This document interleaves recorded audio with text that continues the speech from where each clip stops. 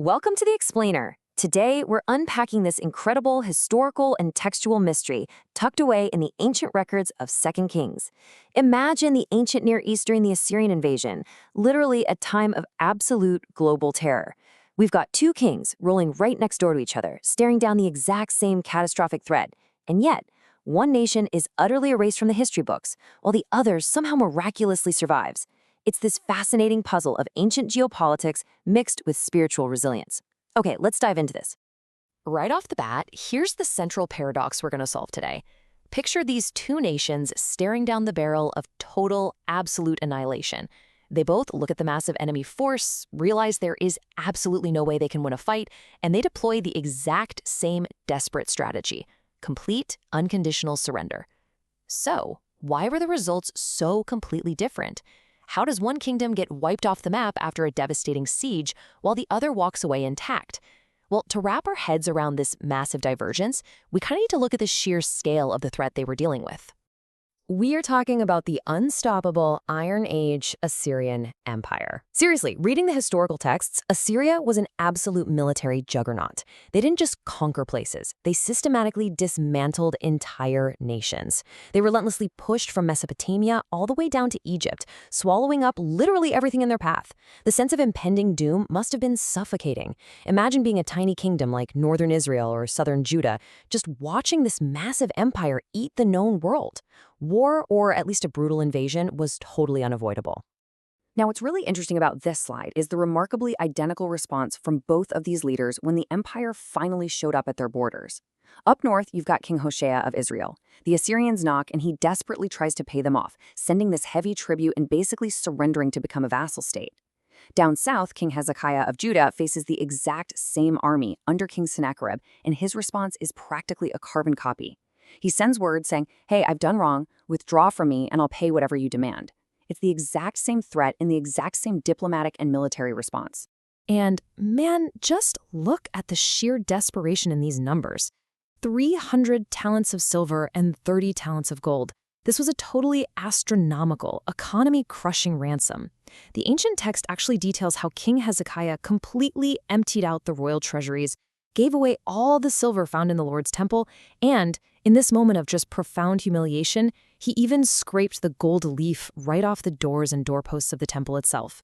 I mean, think about the modern equivalent of a leader selling the doors off the White House just to pay a fine.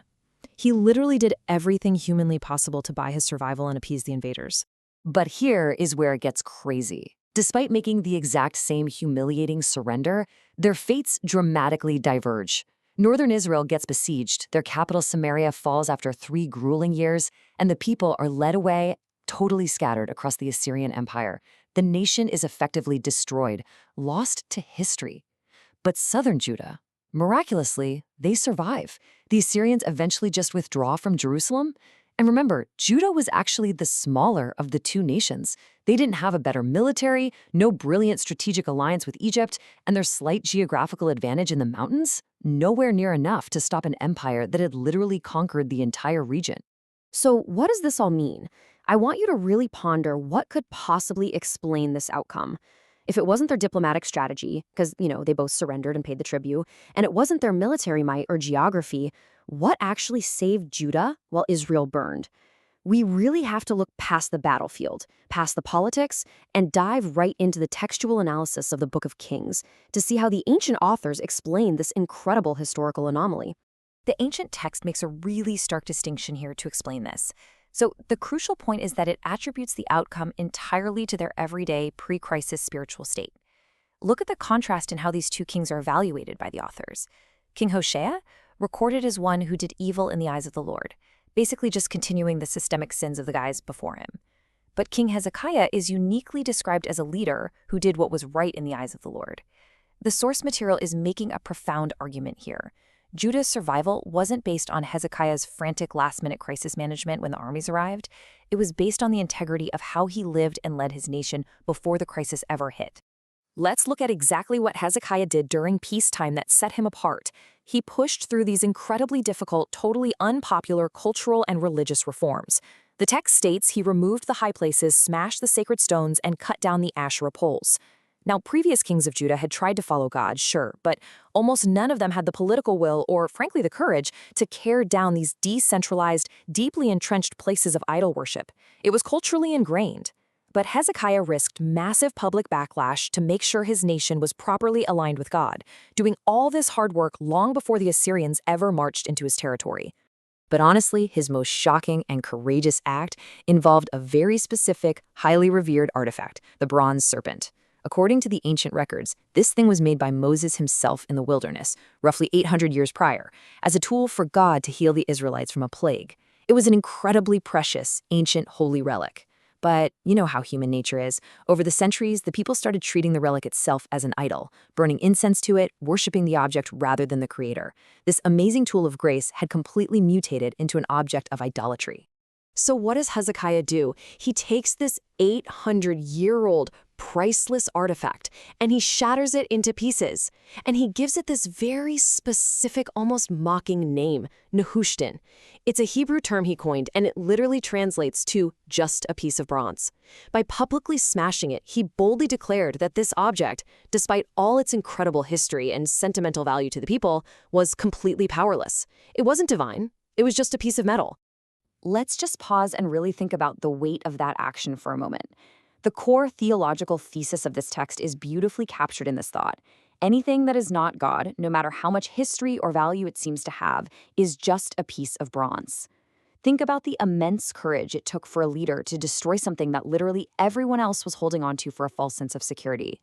Hezekiah recognized that keeping a sacred idol, relying on an object for safety, was so much more dangerous to his nation's soul than letting go of an ancient tradition. And that brings us to the profound logic of the narrative. Everyday life determines crisis survival. Look, when the overwhelming might of Assyria arrived, Hezekiah panicked, just like Hoshea did. He totally compromised. He surrendered. He scraped the gold off the temple walls in a humiliating moment of absolute desperation. The text doesn't hide his flaws at all. Yet the narrative insists that because Hezekiah had relentlessly destroyed the false idols of his nation during the calm of peacetime, God didn't abandon him during his darkest, most desperate hour of humiliation. His pre-crisis faithfulness was the ultimate anchor that kept his nation from being swept away. And this brilliantly illustrates a concept that translates perfectly into our modern lives. The source material is challenging us to look past ancient history and identify our own modern Nehushtans.